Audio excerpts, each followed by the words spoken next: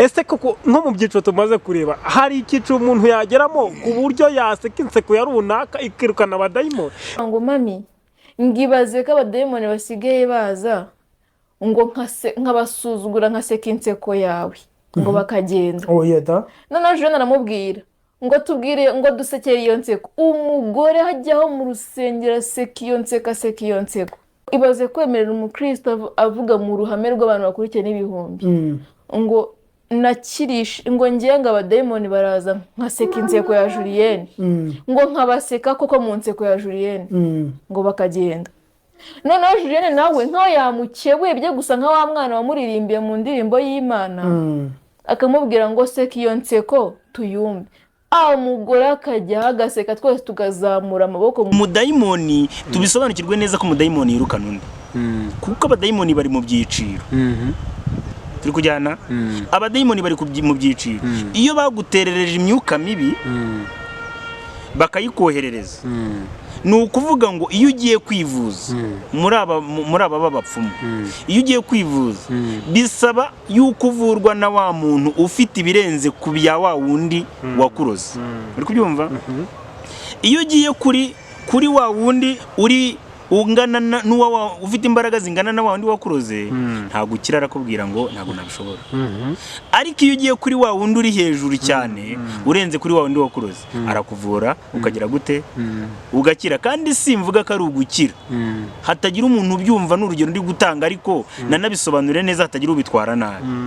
Ntago ari ugukira, ahubwo arahindura akagushyiramo ibindi, noneho bya bindi wari urwaye bigahindura system. Ariko n'ubundi ibyo agushyizemo biruta ibyo, bifite ubukana buruta ibyo waruje kwivuza. Ahubwo kuko byahinduye uravuga ngo nakize, ariko ni system yahinduwe. Kandi mu gihe runaka ntuhita uhinduka ako kanya, ahubwo mu gihe runaka utangira watakwa n'izindi ndwara utaruzi kandi wibwira ngo warakize.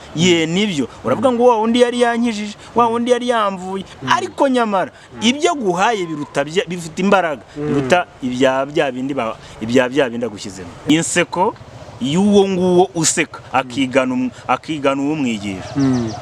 Uwo mwigisha insekaseka ni y'abadayimoni. N'uyu nguyu nawe yigisha cyangwa se uyu nguyu ukopera ari ukoperwa ari n'ukopera, bose baseka inseko z'abadayimoni kuko nta nseko yirukana abadayimoni, ahubwo inseko yirukana abadayimoni bagenzi babo. Nk'uko inseko ari abadayimoni birukana abandi badayimoni bagenzi babo.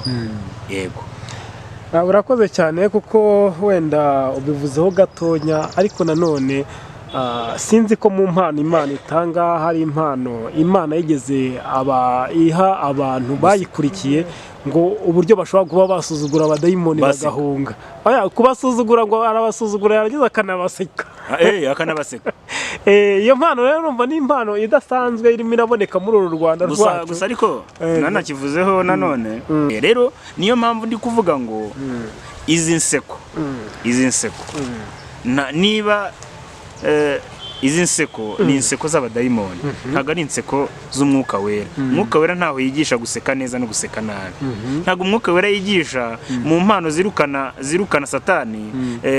Intwaro zose z'Imana ntabwo harimo intwaro yo kugira gute, ntabwo harimo intwaro yo guseka, ahubwo harimo yego, ntabwo harimo iyo gusuzugura n'iyo guseka, ahubwo harimo intwaro y'ijambo ry'Imana, iyo nkota, inkota wicisha, inkota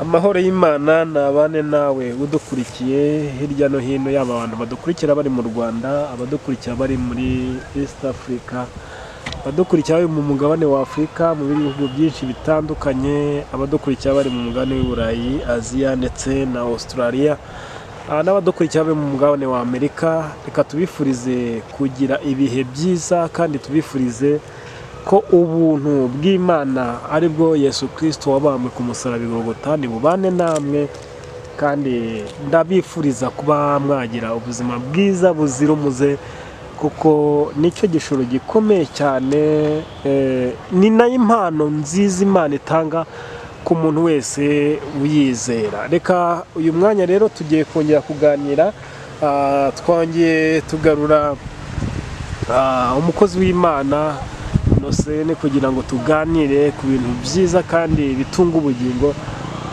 Reka muhe umwanya rero atangire asuhuza abantu bose mudukurikiranye. Karibu umukozi w'Imana kuri channel yacu cy'ukurikiye. Turabashuje mu izina ry'Umwami wacu Yesu Kristo. Amahoro ya Kristo nabane namwe bavandimwe. Urakoze cyane rero kudusuhuza. Mwari mumeze mute Innocent? Turashima Imana, turamahoro. Imana yakomeje kubarinda mu minsi yose tumaze tutari kumwe. Yaraturinze ahubwo nakongeraho ngo yaraturinze kandi irongerera turinda. Impamvu mvuga ngo yaraturinze irongerera turinda, urabona hashize igihe kinini tuto ntaheruka gukorana ikiganiro nawe, ariko muri iyo minsi yose yatambutse twagiye tubonamo ukuboko kw'Imana, twagiye tubona Imana mu ruhande rwacu, twagiye tubona imirimo n'ibitangaza yagiye ikorera mu muryango wacu njye n'umufasha wanjye. Ibyo bitangaza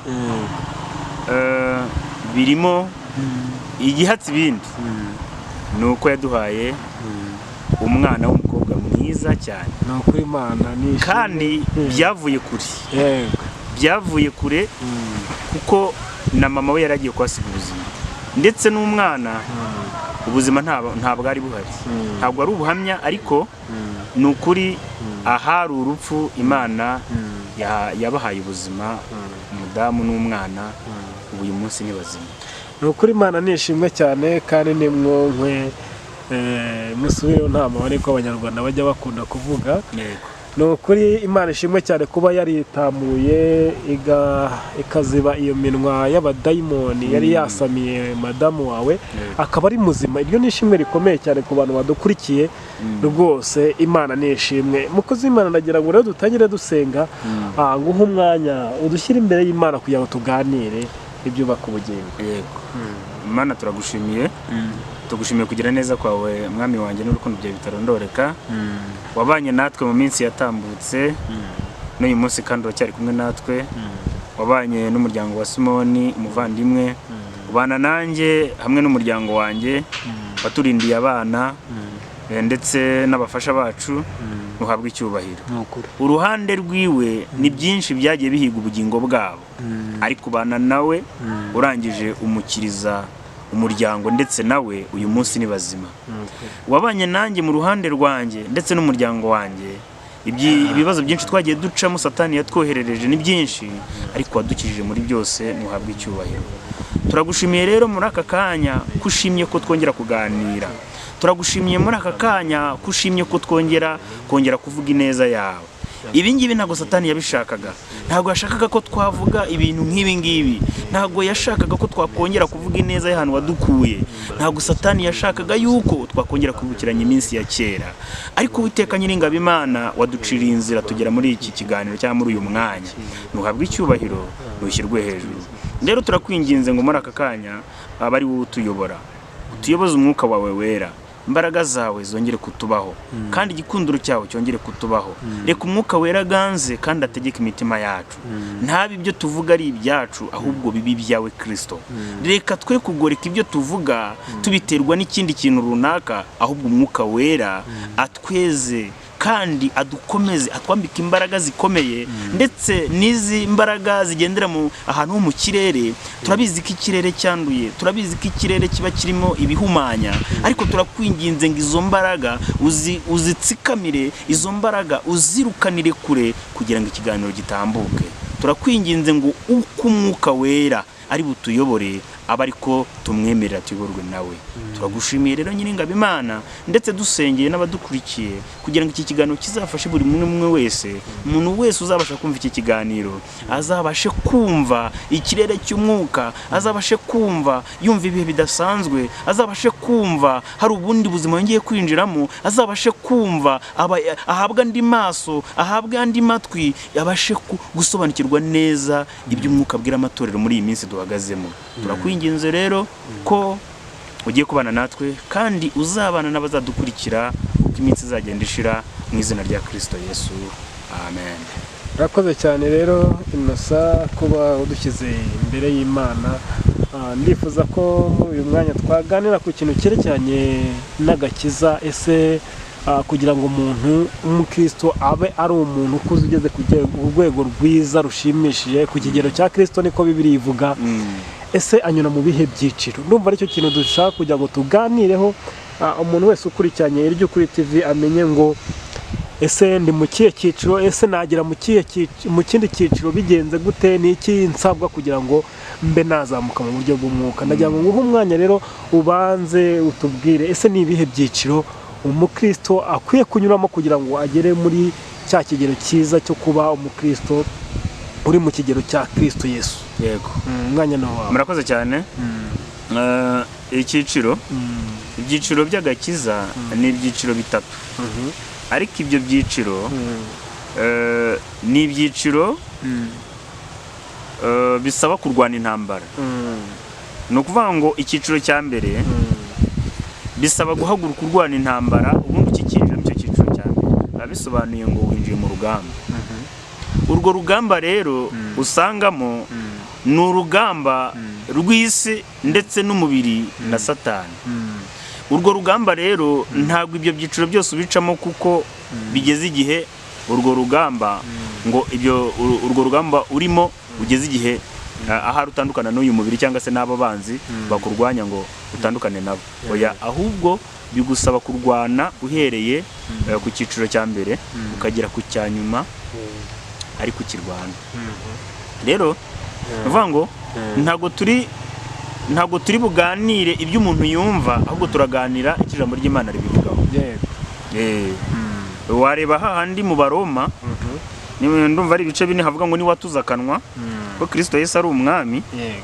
Umfashe tuhashake ngo akanwa ariko umuntu yatuza.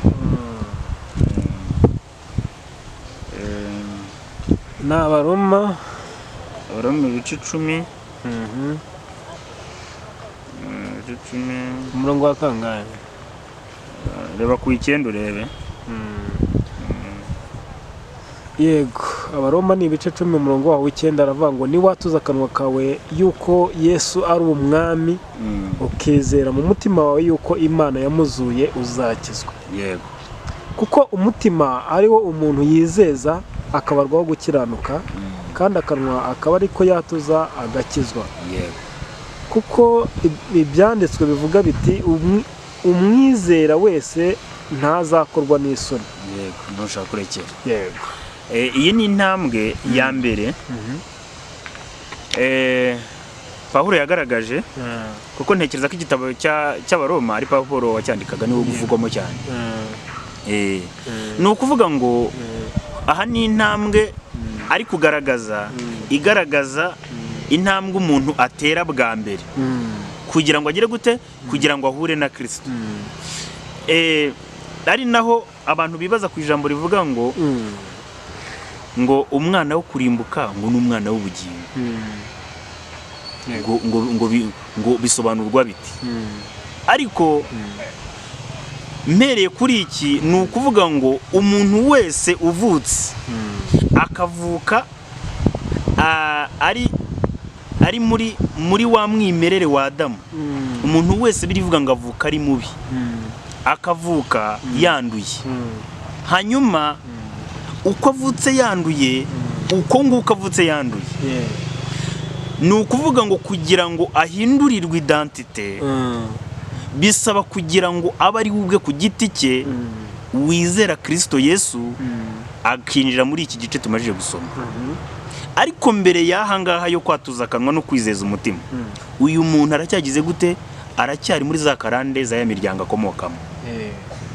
Ubwo ndavuga abantu bageze hejuru y'imyaka 12 bafite gutekereza, bahitamo icyiza n'ikibi. Ni ukuvuga ngo uyu muntu rero igihe cyose atari yagera mu cyiciro cyo kugira gute cyo kwatuza akanwa. Ese umuntu yatuza akanwa byagenze biti? Ari naho umuntu agira gute bibaza ngo, nari mvuze ngo bibaza ngo ese umwana wo kurimbuka n'umwana w'ubugingo n'ubuhe? Umuntu wese uvutse akarinda apfa atari yagira gute, atari yizera Yesu umwami n'umukiza, umwana wo kurimbuka. Hari umugabo umwe wigeze kuvuga ikintu gikomeye, avuga ngo uwo nta wundi ni Rutayisire, ukamuvuge. Avuga yuko nyine abantu bose bapfuye mu Kristo atari yazana ubukiza, atari yazana agakiza, ngo hari ukuntu Imana izagenzura bitewe n'amategeko ya sosiyete babagamo. Ese ibyo bintu hari ahantu byaba bihuriye koko? Ntaho bihuriye kuko amategeko ya sosiyete wabagamo ntaho ahuriye n'iby'umwuka. Ahubwo Adamu akimara kuremwa n'igihe yakoze icyaha, Satani akimara kugira gute, akimara kumwambura ubumana muri we. Kuko Bibiliya ivuga yuko Adamu yari ishusho y'Imana, ndetse afite mbese Adamu yari afite ubumana muri we, kuko na Bibiliya ivuga ko imwita ngo ni Adamu wa mbere. Uwo Adamu wa mbere rero niwe wari ishusho y'Imana, warebaga Adamu ukamenya yuko ukabona Imana. Kuko ishusho, iyo tuvuze ishusho, ntabwo tuba tuvuze umubiri w'inyuma, tuba tuvuze amarangamutima n'ibitekerezo ndetse n'ibikorwa umuntu akora, dukoresha arakora, kuko Imana yaduhaye nayo irakora. Amaguru aragenda, kuko Imana yaduhaye amaguru nayo iragenda. Uri kubyumva? Kuko Imana yaduhaye umutwe nayo iratekereza. Uri kubyumva? Kuko Imana yaduhaye amaso nayo irareba. Bivuga ngo nta kintu na kimwe kiri ku mubiri wawe Imana itagize gute, idafite. Uri kubyumva? Bivuga ngo rero ya shusho yo muri Adamu y'Imana yayambuwe igihe Satani yamushukaga agakora icyaha. Simo tujyane kugira ngo ndimo ndakumva nta kibazo ngende neza. Yayambuwe kugira ngo icyo gihe Satani aza kumushuka, nibwo yambuwe ishusho y'Imana. Amaje kwamburwa ishusho y'Imana, nibwo umutimanama watangiye. Uza ahantu watangiriye? Watangiye igihe yavugaga, igihe babonaga ngo twambaye ubusa, reka tujye gushaka ibicocero. Kwa kundi bishakiye inzira, bakajya gushaka inzira yo kugira ngo bashaka ubundi mwambaro butandukanye n'uwo bari bambaye, kuko uwo bari bambaye bari mu ishusho y'Imana, bari bafite ubumana muri bo, bari Imana, mbese ni nkaho bari Imana. Bari Imana kuko icyo gihe atarakora icyaha ntago umuntu yagombaga gupfa. Ariko ibyo byose byo gupfa no gushaka ibyo kurya, ibi byose byazanywe n'icyaha. Yego. Rero bivuga ngo akimara kuvuga ngo twambaye ubusa, ubwenge amaje kugira gute, amajije amaso yabo guhweza, bamajije kumenya ko bambaye ubusa, niho umutimanama watangiriye. Bakimara kujya gushaka icyo biyambika, naho ngaho umutimanama watangiriye. Naho ubundi umutimanama ntabwo wahozeho mbere y'icyaha, nta mutimanama wari uhari. Ariko umutimanama watangiranye no gukora icyaha. Impamvu nari mbikubajije, kuko icyo gihe yaravuze ngo ba Rwabugiri n'abandi bami bose babayeho muri cya gihe cya Yesu atari yaza, nyine u Rwanda rutari rwabona abamisiyoneri baza kutubwiriza agakiza, avuga ati ese bari abo bazarimbuka. Arangiza bavuga ati nyine Imana izareba umutimanama wabo, hanyuma ibacira urubanza bitewe n'umutimanama wabo, nyine niba nyine barakoze ibigendanye n'ibyo sosiyete yemeraga. Ariko ntabwo ariko ijambo ry'Imana rivuga. Wenda reka nsoma aha hantu aho bigaragaza yuko Imana yavuze yuko abantu bose bapfuye agakiza batari bakumva, batari bakira Yesu, ko bazarimbuka. Wenda ashobora kuba ibyo bintu, sinzi niba yarabyirengagije nkana, cyangwa se niba yarabizi cyangwa se atabizi. Ariko wenda kuko wari ukavuzeho, numvishe nyine twagashyiraho umucyo kugira ngo abantu bose badukurikira bamenye uko Imana ivuga kuri abo bantu bapfuye imbere agakiza katari kaboneka. umva ukuntu mu Baroma ibice bibiri havuga aravuga ngo kuko Imana ni ibice bibiri umurongo wa 11 reka ariho duhera kugira ngo abantu babyumve neza. Aravuga ngo kuko Imana itarobanura abantu ku butoni, abakoze ibyaha bose bataza amategeko bazarimbuka badahowe amategeko, kandi abakoze ibyaha bose baza amategeko bazacirwaho iteka ry'amategeko. Bivuga ngo abantu bakoze ibyaha byose bataza amategeko bazarimbuka, niko Bibiliya ivuze. Urumva ngo badahowe amategeko, kandi ni ukuvuga ngo bazarimbuka atari uko ari amategeko batari bazi. Ni ukuvuga ngo kubwo amategeko niba barayishe cyangwa batarayubahirije kuko batayazi, ntabwo ibyo ntabwo biri mu rubanza, ntabwo bibahesha uburenganzira bwo kuzabona ijuru, ahubwo Bibiliya iravuze ngo bazarimbuka badahowe amategeko. Ntabwo amategeko ari azavuga ngo nimwankurikije, oya, ahubwo ntabwo ibyo ntibizabareba, ntibazabara kurimbuka. Yego, no ariho bavuga ngo kandi abakoze ibyaha bose baza amategeko bazacirwaho iteko ry'amategeko. Birumvikana ko umuntu wari uzi amategeko azabazwa iby'amategeko, ariko na babandi bapfuye amategeko atari yaza, Bibiliya iravuze ngo bazarimbuka badahoye amategeko, ahubwo hari ikintu Imana izaheraho ibarimbura. Ni ikihe rero? Kuko abumva gusa amategeko atari bo bakiranuka ku Mana, ahubwo abayumvira nibo bazatsindishirizwa nayo.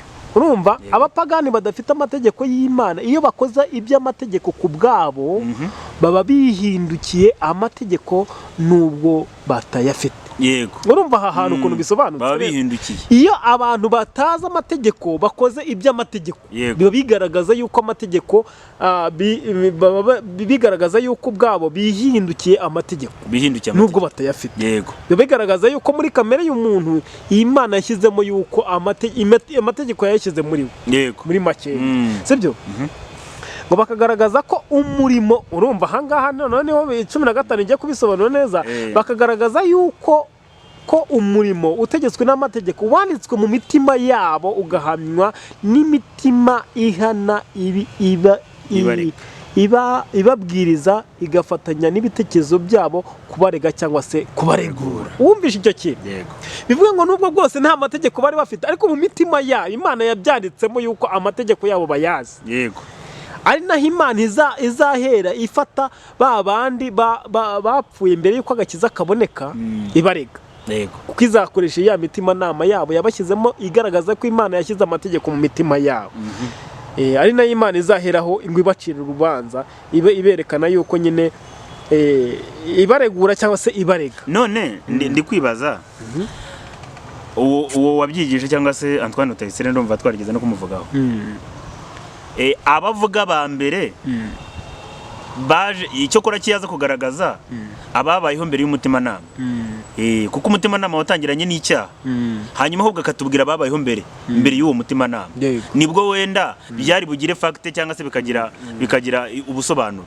Ariko mu gihe Adamu na Eva nta wundi muntu wari wabakomokaho bakimara gukora icyaha, nibwo umutima nama wabonetse. Hanyuma avuga yuko uwo mutima nama ukimara kuza niwe uzaregura umuntu cyangwa se ukagira gute ukamurega. None se hanyuma umbwira yuko niba uwo mutima nama utawukurikije uzazwa n'iki kurimbuka? Kandi nanone mu n'urugero yatanzeho bigaragaza ko ari abantu b'ejo bundi, ahubwo ko ba Rwabugiri ni abantu babayeho nyuma ya Yesu ejo bundi mu 1600 500. Noneho nta narebye na ba Kayini aribo baje hafi yaho, Kayini na Abeli. Ba Rwabugiri bari bafite umutima nama, bigaragaza yuko Imana yayanditse mu mitima yabo icyerekeranye n'amategeko.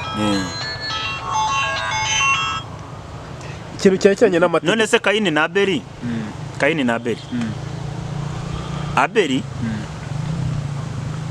Kayini yishe Abeli, kandi urabizi yuko ari nko mu bisekuru rwose nka bingahe, ni bike cyane. Nta gisekuruza, ahubwo n'abana ba Adamu bari mbese abana ba Adamu. Adamu akimara gukora icyaha, ndibuka ko Seti yaje akurikirana na Abeli. Abo ni abana bakurikiranye. Bivuga ngo bariya niba bari bafite umutima nama ubahana, ubemeza yuko nyine ibyo bakora atari byiza cyangwa se ari bibi, kuko n'Imana yabwiye Kayini umunsi yajyaga kwica Abeli, iramubwira ngo dore icyaha urumva kimwe kiri tugatugira ku rugi kandi ufite ububasha bwo kugitegeka. Urumva mu by'ukuri umutima we wabanjije kumurega, uramurega.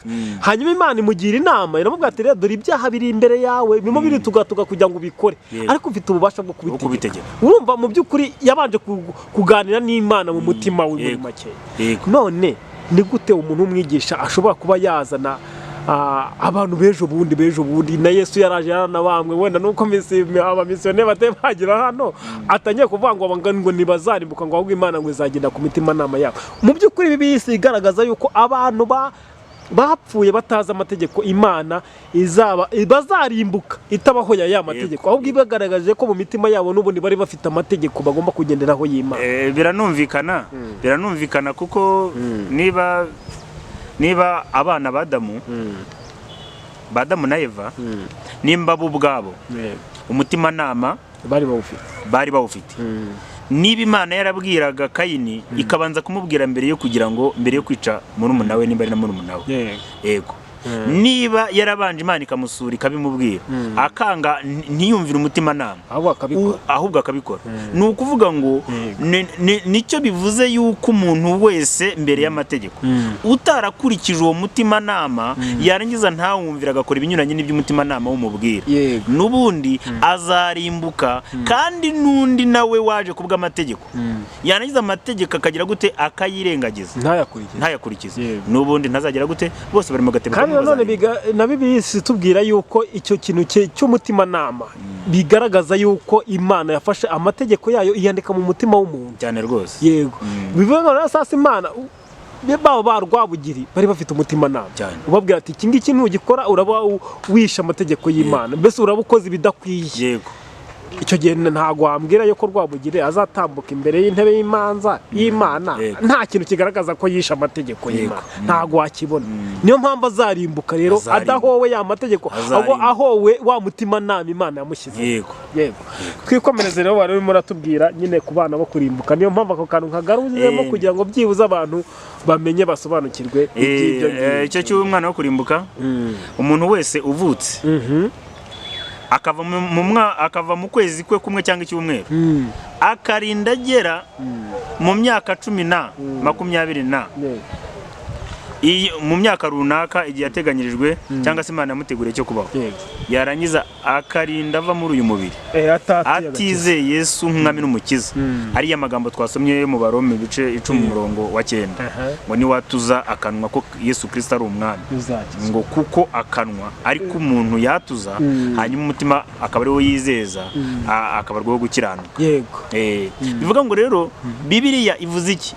Ivuze ngo uzakizwa, ntabwo ivuze ngo urakizwa. Bivuga ngo ni urugendo. Bibiliya iravuze ngo uzakizwa ariko ntabwo ivuze ngo urakijijwe. Nuvuga ngo ni mu nzagihe, ntabwo uri uyu munsi.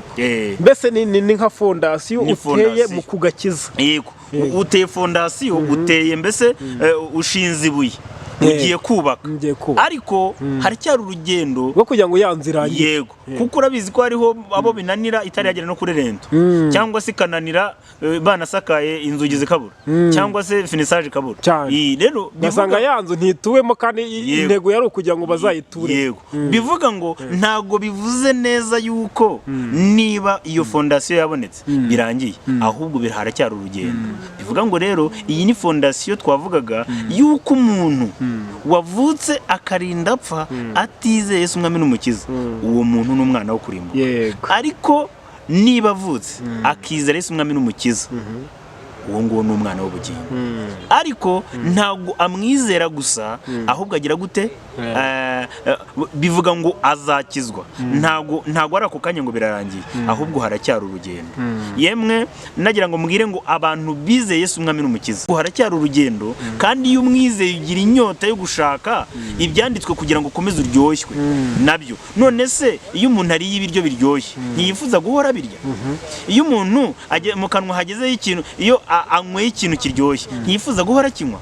None se niba wakiriye Yesu umwami n'umukiza ukabona amahoro ukumva uraruhutse, ni gute utakwifuza gukomeza gutunga ayo mahoro? ahubwo nanone hari n'icyo Petero yanditse ku bantu bakimara kuvuka nyine bakiri impinja nk'uko urumva umuntu ucyakiraga kizaba kiri nk'uruhinja ruvutse uwo munsi.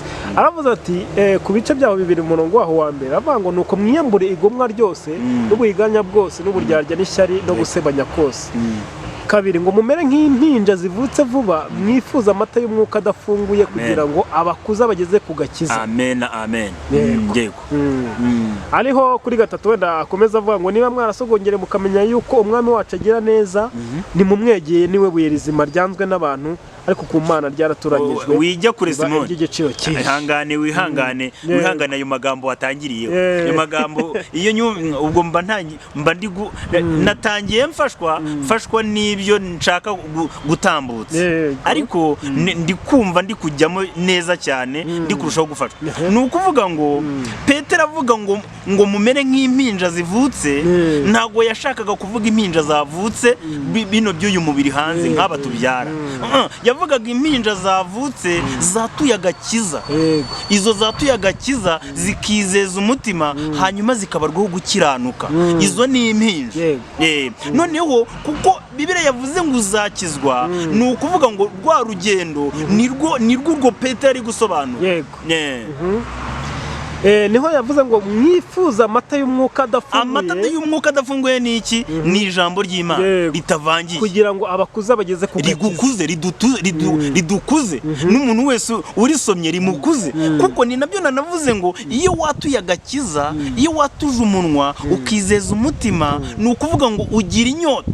Ni ukuvuga ngo uwo wizeye atangira kugushyiramo inyota, atangira kumva bya bindi wumva ya mahoro y'umutima wakiriye ukumva urashaka kuyabamo ukayashakisha. Noneho bitewe n'uko kuyashakisha nta handi ni ijambo ry'Imana Imana ikuyoboramo. Noneho iryo jambo ry'Imana niryo usoma hanyuma ugakura ugatangira kugira gute kumenya bya bindi utaruzi. Bivuge ngo rero hari umuntu ushobora kwakira agakiza akatuza kanwa ke Yesu kuri ko ari umwami ariko ntakure. None se abana barashira bishwe n'iki? Si bagwingiye. Rero bivuga ngo iyo umwana agwingiye birangira apfuye. Yishwe na bwaki. Rero ni ukuvuga ngo indyo yuzuye ituma umwana akura. Hanyuma yakura akagira n'imitekerereze mizima muri uyu mubiri. Noneho rero mu buryo bw'umwuka iyo umwana atabonye indyo yuzuye ari ryo jambo ry'Imana aragwingira n'ibitekerezo byagahora mu bujiji. Noneho ugasanga hari ibintu byamubase akajya ashaka abakora deliverance, abamusengera, abamuhanurira kuko adasobanukiwe neza umwenda watabutse. Hanyuma se ni nk'ibihe bintu bigaragaza byibuza abantu babaye ingwingire batabonye aya mata y'umwuka bigaragaza nyine kuba ni ibihe bimenyetso watanga bigaragaza ko umuntu yagwingiye? Ibimenyetso natanga bigaragaza ko umuntu yagwingiye twabibona hano hafi muri aya madini. Hahandi umuntu ushobora kumuganiriza ijambo ry'Imana uri kurisoma ariko ugasanga umuntu yagize gute yatuye agakiza ariko bitewe na za nyigisho abona noneho ntahure n'inyigisho nzima, noneho akabatwa na za nyigisho zo kuyoba zimuyobya, noneho akagenda akaba muri ubwo buzima, noneho akagera ubwo avanwamo na kwa kwizera Yesu, noneho akahita abwirwa ko yayobye, hanyuma akakira za nyigisho zo kuyoba, noneho hamwe na bwa bwana, noneho bigatuma yatakwa n'indi myuka, noneho ugasanga agize gute, ugasanga abaye muri ubwo buzima. Ariko wa mwana iyo abonye umuha inyigisho nzima asobanukirwa, bihita bimacingana na bwa buzima yigize gucamo yatuza akanwa ko Yesu Kristo ari umwami. Wenda nanjye nkunganiye ni nka kwa kundi usanga nk'umuntu wenda tuvuga amaze nko mu gakizo imyaka nka 10 cyangwa se nka 10, ariko byibuza wanabona intambwe yateye mu buryo uko yatangiye ugasanga niko akiri nanone muri ya myaka yose, ugasanga nta kintu yigeze yunguka mu buryo bwo kuba yazamuka mu buryo bw'umwuka ngo agire indi ntera atera. None se Simon, biterwa ibyo uvuze nibyo biterwa nuko biterwa nuko na za nyigisho ahabwa. Aramutse ahabwa inyigisho nzima, Mwuka Wera yamusanga muri za nyigisho nzima akamuvumburira cyangwa se agahishurirwa. Noneho kubera ko ahabwa za nyigisho zitari nzima, Satani nawe cyangwa se imbaraga mbi z'umwijima ziri muri izo nyigisho nizo zigenda zikamuyobya, zikamubatisha bya by'isi bigira gute bizamuganisha ku kurimbuka. Yego. Ndagira ngo rero dukomeze utubwira n'ikindi cyiciro cya kabiri, wenda icya mbere cyo kirumvikanye kirasobanutse yuko ari icyiciro cyo kwatuza agakiza umuntu. Icya kabiri rero ni ikihe buriya twakomerezaho? Icyiciro cya kabiri ni ukuvuga ngo iyo umuntu amaze kurenga iki cyiciro, amaze kwatura agakiza, nibyo twavuze ngo uhita wumva muri wowe hari ikindi kintu wakiriye. Uhita wumva muri wowe hari ubundi buzima wakiriye. Ukumva wakiriye ubwiza budasanzwe, ukumva hari ukundi kuntu uhindutse muri wowe. Umuntu yakureba inyuma ntabibone, ariko rimwe na rimwe uburyo ubana n'abantu bakabona hari icyahindutse, ariko umuntu yakubona ucecetse ntabwo ashobora kubibona, ahubwo abimenya ari uko mugiye muganira. Ariko kandi uyu muntu watuje agakiza nta nubwo haba harimo itandukaniro cyane n'umuntu urakatura, kubera ko agenda ahinduka. Ni iyi ntambwe tugiye kuvuga niyo igaragaza yuko umuntu ari kugenda ahinduka. Kuko uyu muntu watuye agakiza aragwagwana. Ushobora kumusanga mu kunywa inzoga kandi n'ubundi bwose yanywa ikada yatuye agakiza. Ariko kuba katuye ntabwo aka kanya niba yatuye agakiza bivuga ngo bya bindi byose umubiri washakaga arabiretse. Ni urugendo kugira ngo agende abireka, kugira ngo agende abireka. Rero abantu babisobanukirwe, niba umuntu yatuye agakiza akamenya ko Yesu Kristo ari umwami, akabyizera mu mutima, ntabwo bivuze ko niba yanywaga itabi ariretse, ntabwo ako kanya byahita bikunda. Ntabwo bivuze ko niba yanywaga inzoga ahita yireka, ntabwo bivuze ko niba yakundaga abakobwa ahita bireka, ntabwo bivuze ko niba yasambanaga ahita bireka. Oya, ahubwo ni ibintu bigenda bikorwa, ari urugendo bigenda bikorwa muri we, ariko bikorwa n'imbaraga y'Umwuka Wera iri muri we, ya yindi yagize gute, wa wundi Yesu yizeye. Hanyuma tugiye gusoma icyanditswe kidufasha, n'Abaroma ibice 7 umurongo waho wa 14. Umutwe w'amagambo aravuga ngo intambara y'umutima uhana na kamere y'ibyaha. Aya magambo abantu badukundire babyumve neza, babyumve badahubutse cyane, babihaye umwanya kugira ngo batekereze ijambo kurindi. Ijambo kurindi baritekerezeho, kuko hari igihe wakumva byaho hafi bigatuma ubasha kuba wayoba kumva ikintu uko kitari. Hano rero haravuze ku murongo wa 14 ngo tuzi yuko amategeko ari ay'umwuka, ariko njyewe ndi uwa kamere, ndetse naguriwe gutegekwa n'ibyaha. Sinzi ibyo nkora, kuko ibyo nshaka atari byo nkora, ahubwo ibyo nanga akaba ari byo nkora. 16 ariko ubwo nkora ibyo ndashaka, nemera ko amategeko ari meza. 17 ngo nuko rero noneho sijye uba nkibikora, ahubwo ni icyaha kimbamo, nzi yuko muri jye ibyo ni ukuvuga muri kamere yanjye nta cyiza kimbamo, kuko mpora nifuza gukora icyiza, ariko kugikora ntako. 19 kuko icyiza nshaka atari cyo nkora, ahubwo ikibi nanga akaba ari cyo nkora. Ariko ubwo nkora ibyo nanga sinjye uba nkibikora, ahubwo ni icyaha kimbamo. Yego, reka nkomeze kugira ngo dusobanure rimwe. Ni icyaha kimbamo. Nuko rero mbona yuko amategeko anyifuriza gukora ibyiza. Uri kubyumva neza? Anyifuriza gukora ibyiza, nyamara ibibi bikaba ari byo bintanga imbere. Uyu muntu ntago birumvikana ko ibi bintu akora ntabwo abishaka. Hanyuma 22 ngo nishimira amategeko y'Imana mu mutima wanjye, ariko mbona irindi tegeko ryo mu ngingo zanjye rirwanya itegeko ry'ibyaha ryo mu ngingo zanjye. Yemwe mbonye ishyano, ninde wankiza uyu mubiri untera urupfu? Imana ishimwe kuko izajya inkiza ku bwa Yesu Kristo umwami wacu. Nuko njyewe mu mutima wanjye ndi imbata y'amategeko y'Imana, ariko muri kamere ndi imbata y'itegeko y'amategeko y'ibyaha. Ibi bintu rero umuntu ashobora kubyumva akabyumva nabi. Uyu ni uwashakaga gukora ibyiza ariko agashiduka yakoze ibibi.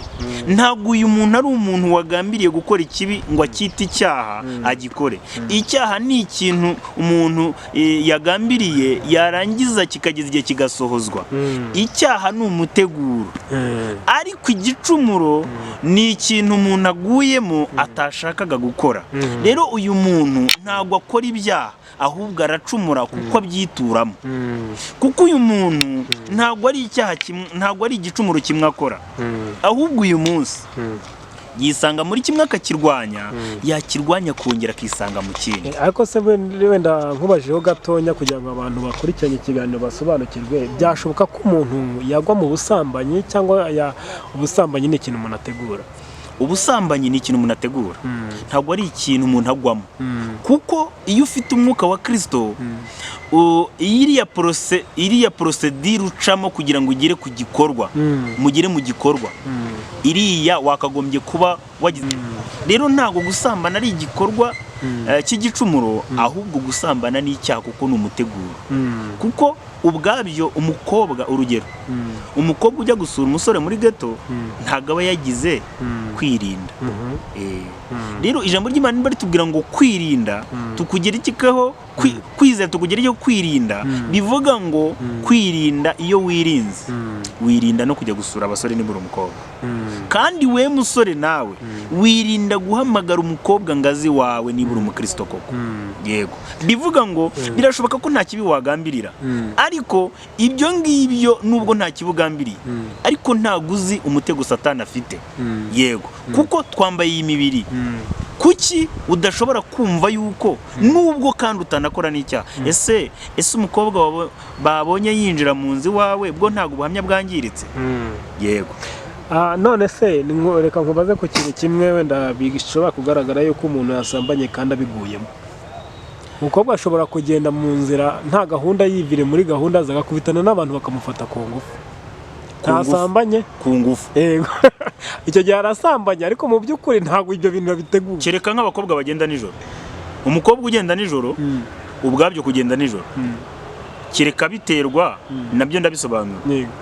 Umuntu wagenze nijoro, Imana ireba impamvu yagenze nijoro.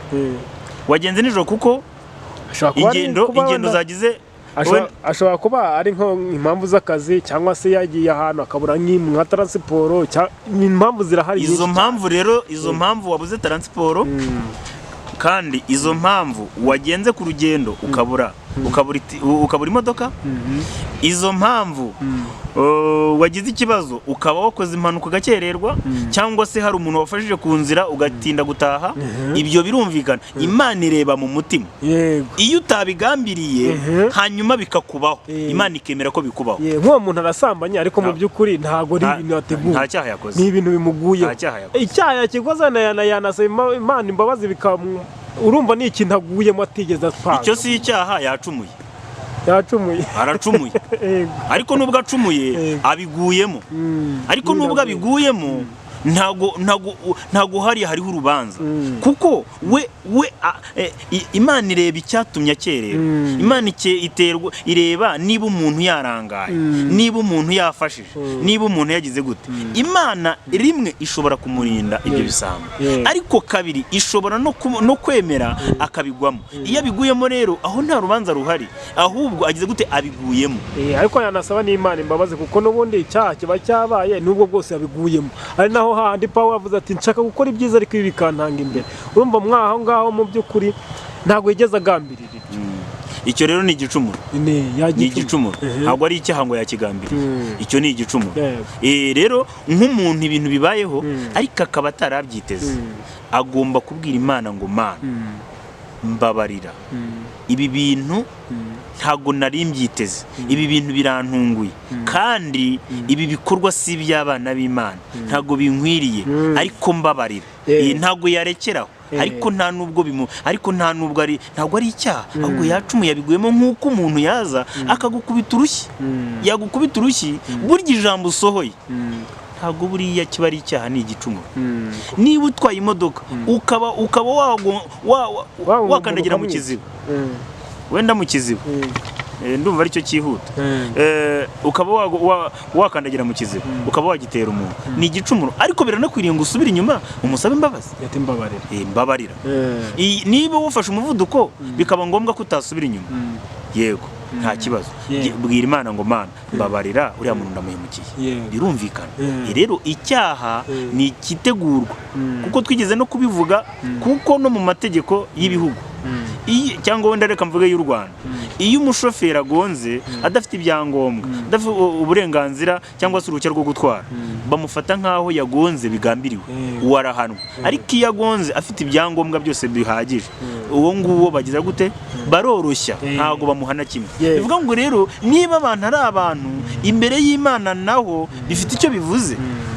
Kandi nanone twibutse abantu bose badukurikiranye yuko wenda batumva twakoresha uwo murongo bakatekereza yuko umuntu abahaye uburenganzira cyangwa se tubakomoreye kuba wenda wakora ibyaha. Bibiliya tubwira mu rwa mbere rwa Yohana yuko umuntu wese wabyawe n'imbuto yera, nyine ijambo ry'Imana, adakora icyaha. Bivuge ngo rero sasa ntabwo umuntu wamaze kwakira agakiza aba yemerewe kuba yakora icyaha. Yego, nk'uko twamaze kubisobanura, yuko nyine icyaha ari ikintu umuntu ategura agashyira mu bikorwa. Aha rero turi muri ya tape yo hagati, ntabwo turi muri tape yo hanyuma yo kunesha icyaha, ahubwo turi muri kwa kurwana umuntu ateraganwa n'imiraba, yikubita hirya no hino yongera agaruka, bantutse, ejo bamwibye, ibyo byose bikagira gute? Bikabasha kumugusha. Kuko umuntu utarakomera, umuntu utarakura mu by'umwuka, ariyo tape turiho, ni ukuvuga ngo ateraganwa n'imiraba, yifuza gukora ibyiza agakora ibibi. Aho ashaka kujya ntabwo ari hajya. Aragenda akajya kuganiriza umuntu, agira ngo ukagenda ugasanga nk'umudamu, uri umugabo, usanga nk'umudamu ngo ugiye kumubwiriza ubutumwa bwiza, hanyuma wowe ufite intego yo kumubwiriza ubutumwa bwiza, ariko ntiwagize kwirinda kuko uri umwana, winjiye mu nzu, ni we nawe.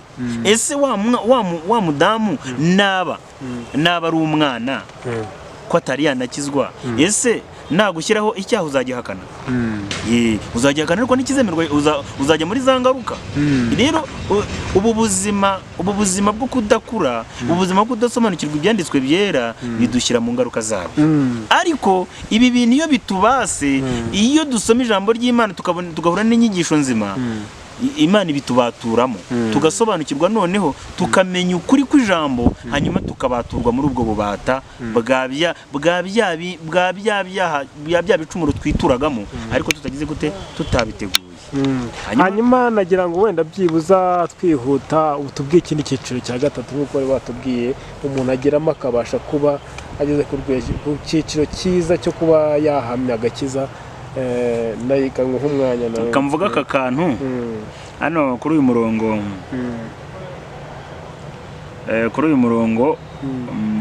wa 25 cyangwa 24, ngo yemwe mbonye ishyano, ninde wankiza uyu mubiri untera urupfu? Urumva ko ari kwibaza.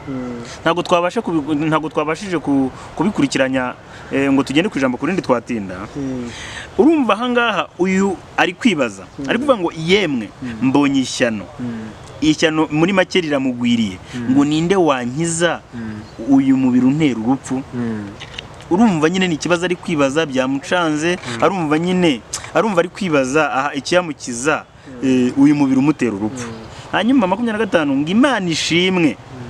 Iyo umuntu avuze ngo Imana ishimwe, bivuga ngo ababonye intsinzi. Imana ishimwe kuko izajya inkiza ku bwa Yesu Kristo umwami wacu. bivuze iki? Bivuze ngo uyu muntu namara kwerekwa, namara guhishurirwa, namara kubona yuko Kristo azajya amukiza, ntabwo azakora icyaha, ntabwo azakora igicumuro kimwe ngo yiture mu kindi. Ni ukuvuga ngo azakora kimwe, namara kugikora hanyuma agwize imbaraga z'icyo kintu ye kugisubiramo, yongere Satani amutega ikindi gihe akora ikindi, hanyuma nacyo kigwizemo imbaraga kugeza ubwo igihe Satani azagera gute, azabona ko yagwije imbaraga. Abishobozwa n'iki rero? Ni ijambo ry'Imana. Gisoma ijambo ry'Imana ugenda uhishurirwa iki ijambo ry'Imana rivuga, hanyuma ukagenda ubatuka muri bwabo bata Satani yakubatishaga, muri bya bindi wajyaga agenda wisangamo. Urugero, umuntu araje aragututse ndetse ashatse no kugukubita rwose. Uyu muntu umukristo ntabwo abona yuko uyu muntu ari mubi, ntabwo uyu muntu amuciraho iteka, ahubwo amenya yuko ijambo ry'Imana rivuga ngo igiti ntabwo kibasha kwera imbuto zitari izacyo. Icyo umuntu afite nicyo aguhaye. Niba uyu muntu adakijijwe, menya ngo uyu muntu ntaho muhuriye. Niba ntaho muhuriye rero, iby'amahoro y'umutima, iby'ineza, ineza igira Kristo, impuhwe zigira Kristo, bivuga ngo ntabwo umutima w'impuhwe ufite, nta nubwo umutima wo kugira imbabazi ufite. Uri kubyumva? Bivuga ngo uyu muntu uhita ubona yuko imbuto imurimo n'ubutunzi afite nibwo aguhaye, ahubwo ukamusabira impano y'Umwuka Wera kugira ngo nawe azamenye Kristo, hanyuma mubature muri bwa bubata bw'ikibi. Hanyuma ukagera gute, ugahita umusabira umugisha, ukamubwira ngo Imana igire gute, Imana ikubabarire. Iyo uvuze ngo Imana imubabarire, uba uvuze ngo uragahura na Kristo akwihishurire, amenye, aguteremo umutima umwe wari muri Kristo Yesu utabasha kugambira ikibi. Yego. Urakoze rero. Icyiciro cya gatatu ndagira ngo byibuze aricyo tujya kugira ngo tubone n'uburyo twasoza ikiganiro cyacu.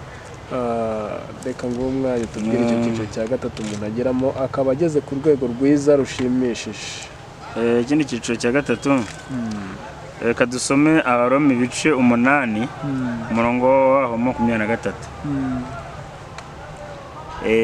Haravuze ngo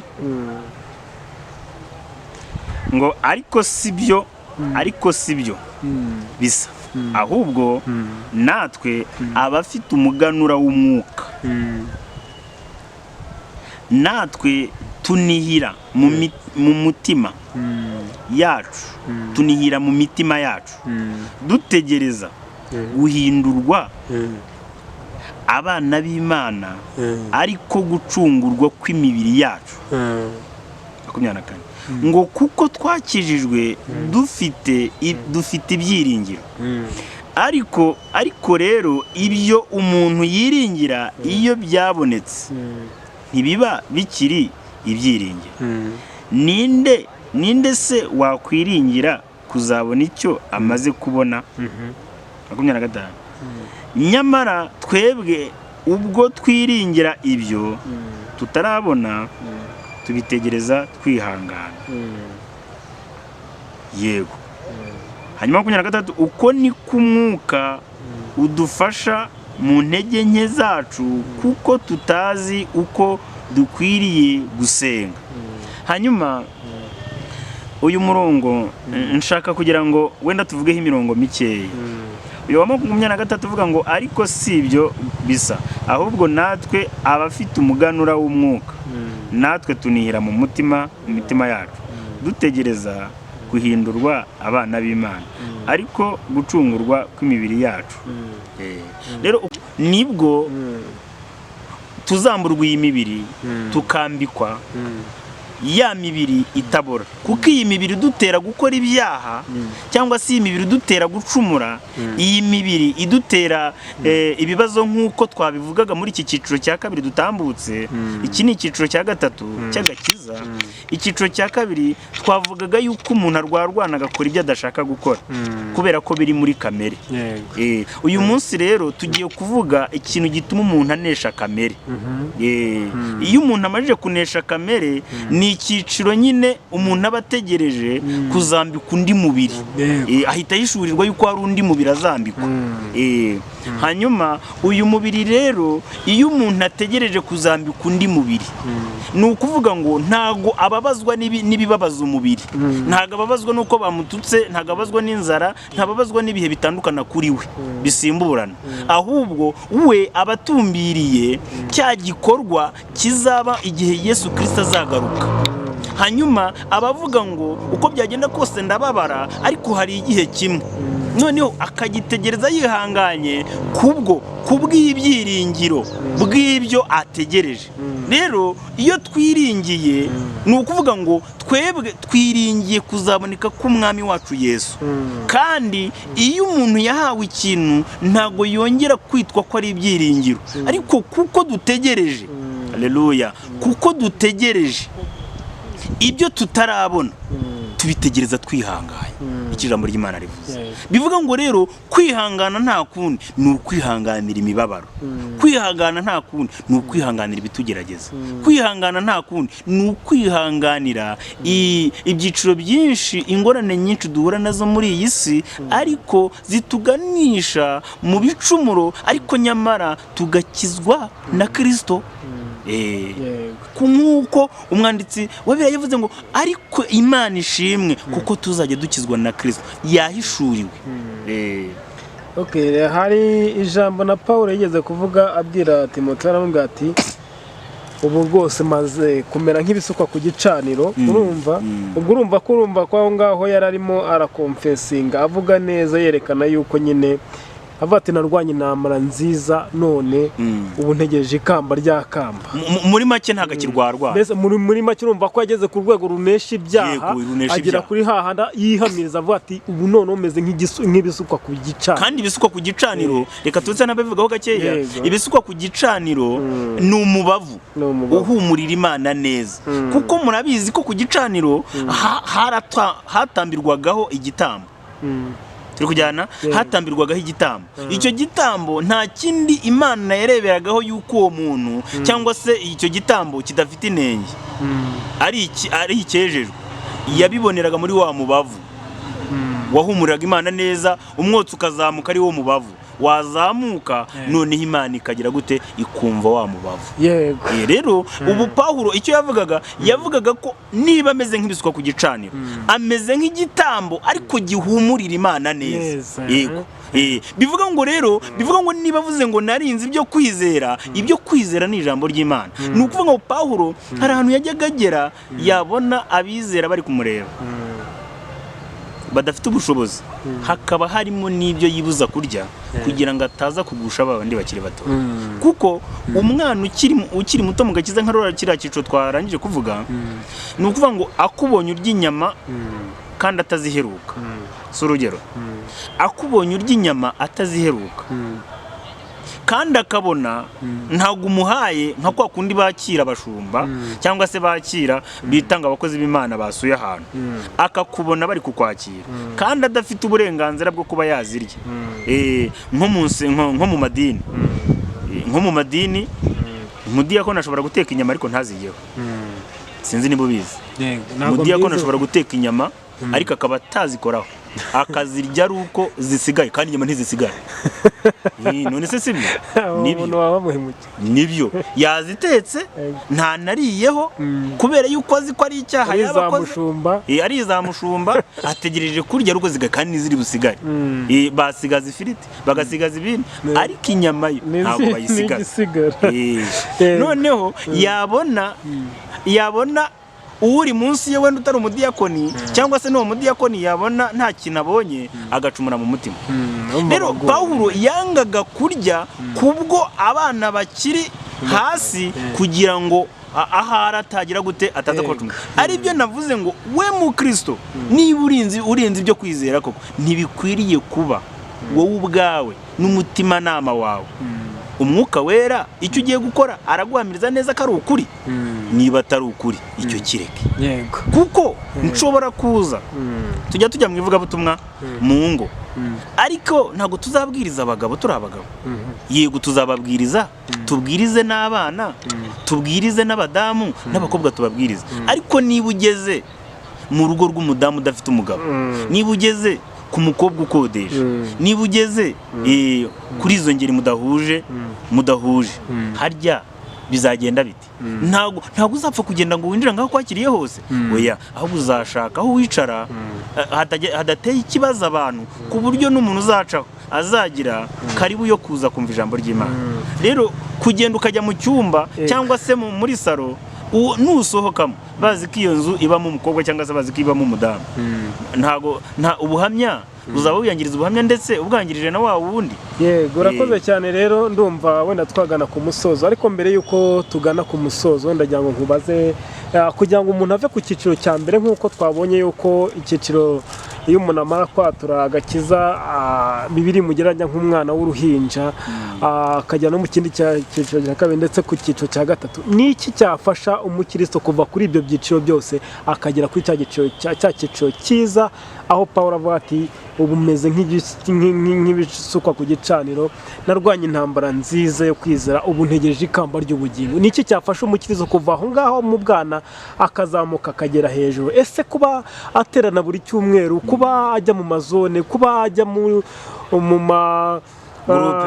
yego mu magurupe yo gusenga, muri korari, kuba yaba umuvugabutumwa, ese ibyo byamufasha kuba yava ku cyiciro kimwe ajya ku kindi cyiciro?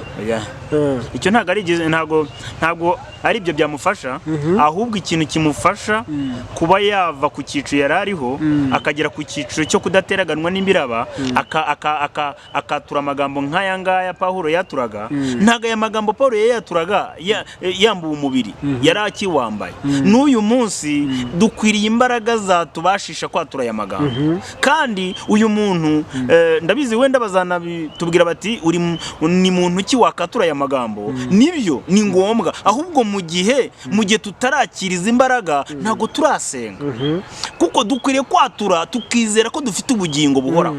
Dukwiriye kwatura atari ukuvuga ngo ubugingo ni amahirwe, no, ntabwo umuntu wageze muri Kristo Yesu kuzabona ubugingo ari amahirwe, oya, yarangije kubuhabwa. Ahubwo kubufiringa biragusaba iki? Nicyo wari uri kubaza. Kugira ngo ubufiringa, kugira ngo wumve yuko umeze nk'ibisukwa ku gicaniro, kugira ngo wumve yuko udateraganwa n'imiraba, nta cyaha cyagira gute cyabasha kugira gute cyabasha kugutegeka. Nuko usoma ijambo ry'Imana, kandi iryo jambo ry'Imana ukajya wumva n'abigisha batandukanye. None uko usoma ijambo ry'Imana ukajya usaba umwuka wera akagusobanurira, kandi ijambo ry'Imana ukuntu risomwa, ntabwo umuntu abyuka mu gitondo ngo ahita afata biranga ahita asoma, nta nubwo umuntu ava ku kazi ngo ahita afata biranga ahita asoma, oya. Uko umuntu ajya kurya, si n'ubwa mbere tubivuze hano, uko umuntu ajya kurya akabanza agategura ibyo kurya, akabanza akabiteka, akabanza agashaka ibyo guteka, akabanza akabihaha, akabanza akabitunganya, agatunganya n'aho abirira. Ni nako iyo procedure igomba kubaho mu buryo bw'umwuka. Niba umuntu agiye kujya ku meza yo gusangira n'umwana, niba umuntu agiye kujya ku meza yo kurya arya iby'umwuka, ntabwo bikwiriye yuko ashobora guhubukira ibyo bintu ngo arye ibintu bitagize gute, bitateguwe. Bivuga ngo gufata Bibiliya mu gitondo ugapfa gusenga bigaragaza wa mwana uva ku ishuri akaza agahita ajya mu byo kurya atanakarabye. Ibyo bintu rero ntabwo byita ko ari indyo yuzuye, ahubwo uba usanga ari indyo irimo umwanda izamutera ingaruka. Hanyuma rero ni nabyo ndi kuvuga, ni ukuvuga ngo iyo umuntu agiye gusoma ijambo ry'Imana arabitegura, akabanza akajya mu mwanya mwiza, akabitashakira umwanya. Yamara kubishakira umwanya, yarangiza akagera gute, akabanza agategura n'umutima we, agafata umwanya akitekerezaho. Yamara kwitekerezaho akamenya icyo bimusaba nk'umukristo, agatekereza ibyo yaba yarakiraniwemo byose. Yarangiza akagera gute, akareba yuko hari icyo umwanzi yaba yaramwibagije. Hanyuma yamara kubishyira ku murongo, hanyuma akabwira Imana ngo Mana mbabarira, umutima wanjye ntacyo nshinja, kandi ubwo ntacyo nishinza, ubwo umutima wanjye ntacyo nshinza, ndatinyuka. Nk'uko ijambo ry'Imana rivuga, turatinyuka imbere y'Imana iyo ntacyo umutima udushinza. Urakoze cyane rero, ngo ni ukuvuga ngo ijambo ry'Imana ndetse no gusaba umwuka wera kugira ngo kubera umuyobozi akwigishe, nicyo kintu cyonyine gishobora kuba cyatuma umuntu akura akava ku cyiciro kimwe akagera ku kindi cyiciro.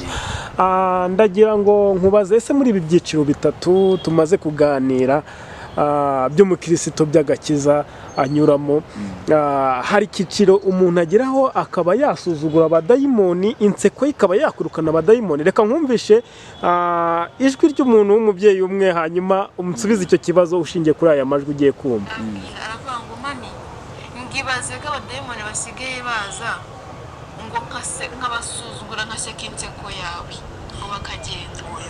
Noneho ejo naramubwira ngo tubwire ngo dusekere iyo nseko, umugore ajyaho mu rusengero aseka iyo nseko, aseka iyo nseko. Ibaze kumera umukristo avuga mu ruhame rw'abantu bakugera ngo nakirishe, ngo ngiye ngo abadayimoni baraza baseka inseko ya Julienne, ngo nkabaseka kuko mu nseko ya Julienne ngo bakagenda. Noneho Julienne nawe nto yamukiye wibye. Ndumva umaze kumva uwo mudamu ngo abadayimoni bakaza akabasuzuguza inseko y'iki, aseka inseko nk'iya Julienne, abadayimoni bagahunga. Ese koko nko mu byiciro tumaze kureba, hari icyiciro umuntu yageramo ku buryo yaseka inseko ya runaka ikirukana abadayimoni? Icyo nicyo kintu nagira ngo nkubaze. Ibyo bintu rero, ibyo bintu wenda reka wenda nanakibivugaho, kubera ko mere nka Pawulo ngo ntakagire uwundushya kuko mfite inkovu za Kristo. Kubera ko aba bantu bari gukina ibintu by'imikino, rero abantu baba bibereyemo ntabwo dukwiriye kubijyamo no kubitindaho, kuko ibi ngibi nta nseko yirukana, ahubwo inseko ubwo yirukana abadayimoni b'abana, kuko nayo ari abadayimoni. Umudayimoni tubisobanukirwe neza ko umudayimoni yirukana undi, kuko abadayimoni bari mu byiciro. Turi kujyana, abadayimoni bari mu byiciro. Iyo baguterereje imyuka mibi bakayikoherereza, ni ukuvuga ngo iyo ugiye kwivuza muri aba b'abapfumu, iyo ugiye kwivuza bisaba yuko uvurwa na wa muntu ufite ibirenze ku bya wa wundi wakuroze. Uri kubyumva? Iyo ugiye kuri wa wundi, iyo ugiye kuri wa wundi ungana n'uwa ufite imbaraga zingana na wa wundi wakuroze, ntabwo ukira, arakubwira ngo ntabwo nabishobora.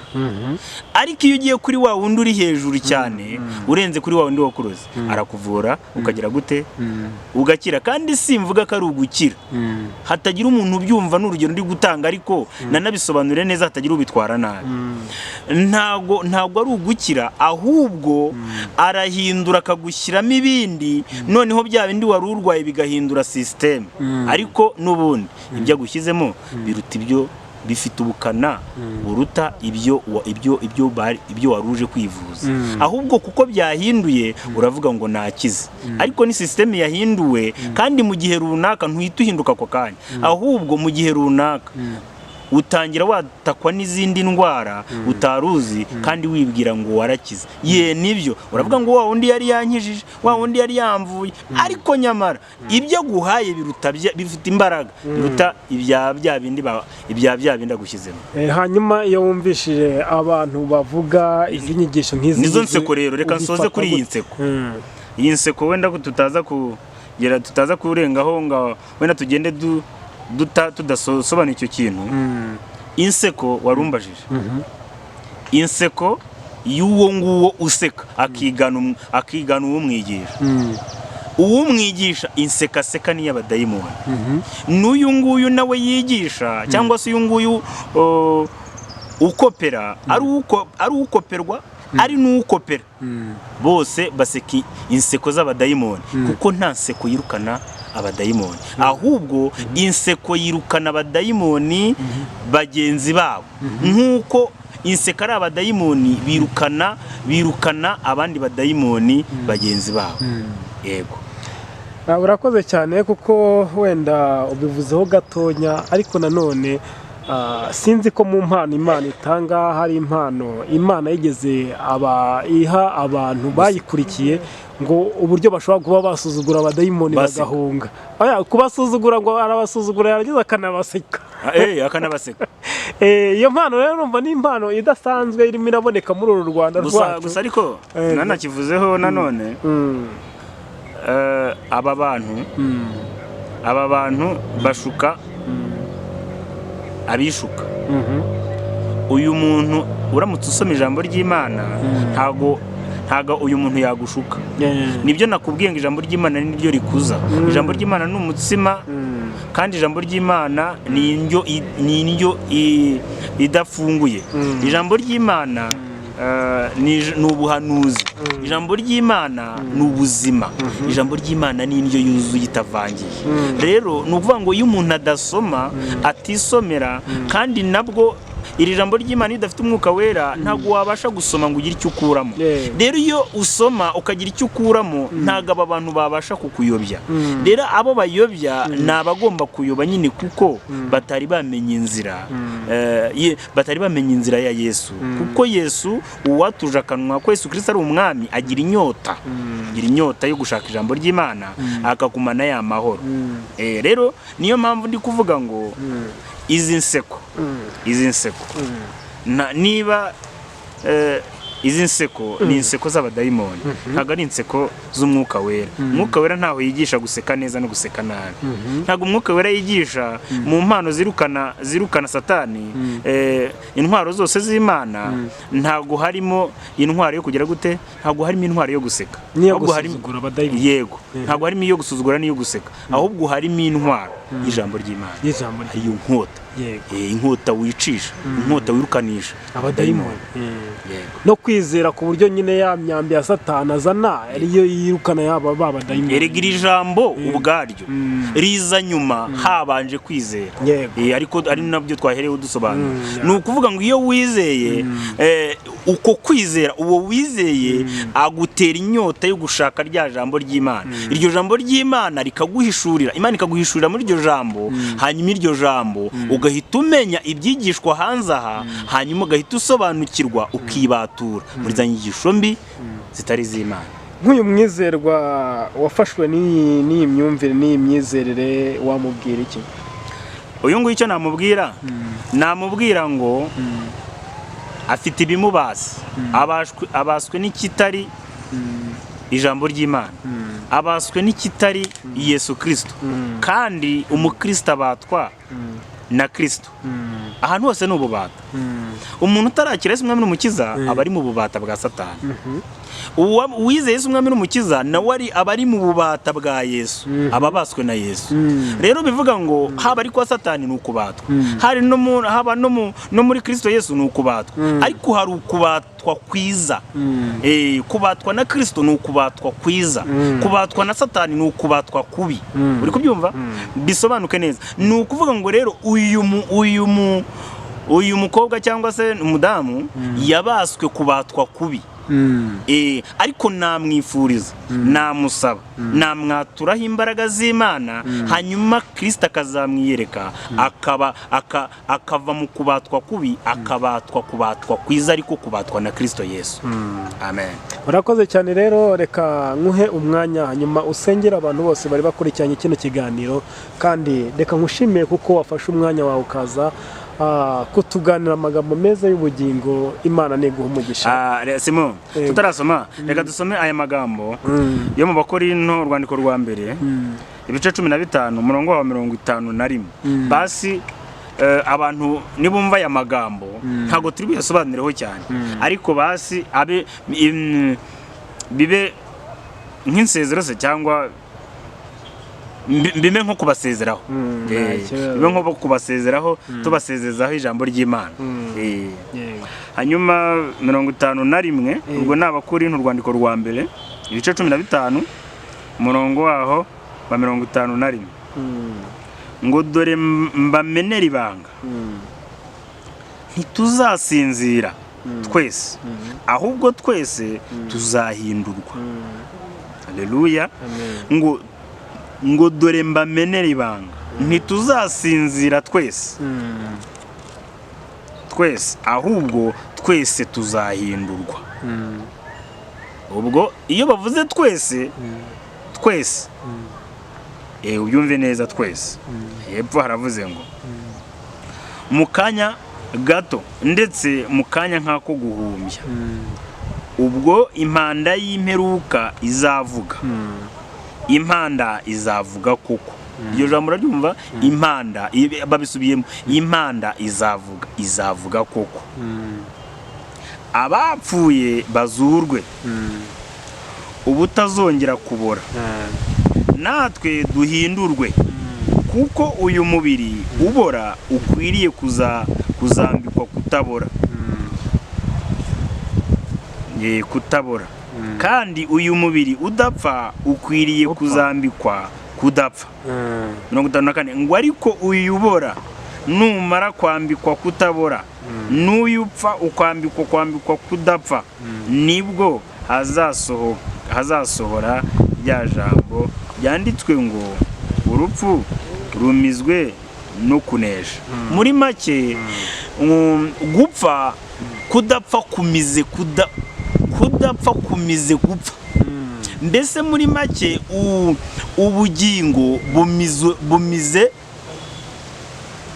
nuvuga ngo kutabora kumize kubora kutabora kumize kubora. Muri make gukiranuka kumize kudakiranuka. Bari kubyumva? Mbese kudapfa kumize gupfa. Yego. Bivuga ngo rero aya magambo abantu bamenye neza ko twese abapfiriye muri Kristo Yesu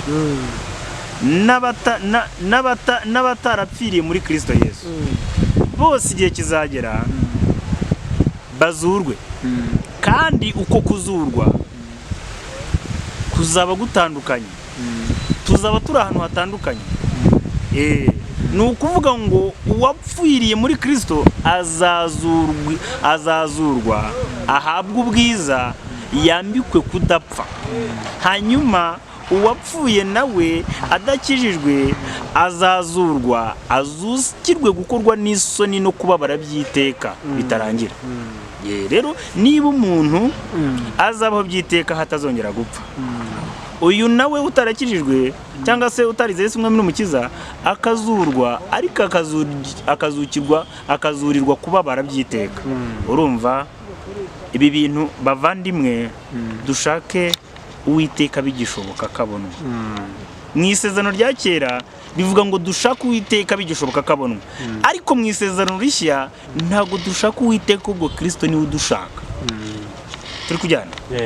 Birakwiriye rero ko wowe ubwawe wagira inyota yo kuzagira gute, yo kuzabaho ubuzima bw'iteka nk'uko wumvise ijambo ry'Imana. Hanyuma ukimara kubitekereza, Kristo arahita gusura. Yego. Akoze rero ndagira ngo udusengere Imana dusoza ikiganiro. Karibu no gusoza. Murakoze cyane, Yesu abamugisha. Kadusenge kuko umuco wacu cyangwa se umuco w'abana b'Imana ni ugutangira tubwira Imana ngo ibane natwe, ariko no mu gusoza tugashimira Imana yabanye natwe. Turagushimiye mwami wanjye, izina ryawe rihoraho ibihe byose. Umuntu agira itangiriro, uzahoraho kandi wahozeho. Rero niyo mpamvu tuvuga ngo itagira itangiriro ntigire n'iherezo, niyo yatubashishije muri iki kiganiro. Kandi ni nayo igiye kubashisha abantu bazumva iki kiganiro, kandi bakabasha kumva ibi bintu, ntibabyumve uko twabivuze, ahubwo bakumva ubundi buryo. Nk'uko umuntu asoma ijambo ry'Imana ayobowe n'Umwuka Wera, akumva gutandukanye n'uko bisomwa, agahishurirwa ubundi buryo bisobanurwamo, akaguka akarenga ayo magambo bandikishije, akagera ku bundi busobanuro bwimbitse, ku buryo ashobora kuvuga ijambo rimwe akaribyazamo amajambo ashobora kuvuga umunsi wose. Mwami wanjye, nta bundi bushobozi dufite. Ubushobozi dufite n'ubwo kuvuga, tugasakaza umucyo wa Kristo, tukavuga icyo Kristo yakoreye, icyo Imana yakoreye muri Kristo Yesu.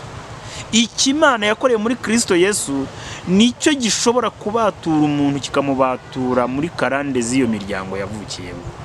Rero genderera umuntu wese uzumva iki kiganiro kugira ngo ubashe kumubatura, kugira ngo ubashe kumubatura muri ubu bubata yababatiwemo, kugira ngo abashe kubona umucyo. Iyo umuntu amashije kubona umucyo abasha kugenda ahabona. Iyo umuntu ari mu mwijima ntabasha kureba, agenda hatabasha hatazi, agapfa kujya hatazi, kabasha kumva ibyo yumva, kabasha kurya ibyo abonye, kabasha kwicara aho abonye. Ariko iyo umuntu amajije kubona umucyo ukamumurikira, abasha kumenya neza ibyo agiye kurya n'ibyo agiye kumva, hanyuma yarangiza akagira gute, akaba ari we ugena ubuzima agomba kubamo biciye muri Kristo Yesu. Rero aba badukurikiye, ongera ubavire bundi bushya, uwakuze ubasha kumva ibi bintu umwagure, abashe gusobanukirwa byimbitse kurenza aha. Hanyuma utarasobanukirwa nawe ubashe kumuhishurira, abashe kugera mu mucyo, hanyuma abashe kugenda ahabona, amenye guhitamo ibyamugirira umumaro n'ibitamugirira umumaro, abite kure. Turagushimiye ko ugiye kubana natwe muri gahunda zose zigiye gutambuka, ariko uzakomeza kubana n'umuntu wese uzajya wumva iki kiganiro uko bwije n'uko bukeye, ukamwihishurira muri iki kiganiro kugira ngo abashe kukumenya. Turakwinginze, ngaho komeza ubane natwe muri byose, kandi twizeye neza ko uzasohoza umugambi wawe nk'uwo wawusohoje muri Kristo Yesu, kandi ubwo wawusohoje muri Kristo Yesu n'ubundi warangije no kuwusohoza mu mitima yacu. Ahubwo icy'ingenzi ni ukukwemerera, hanyuma tukakwizera. Turagushimiye ko bikoze mu izina rya Kristo Yesu. Amen.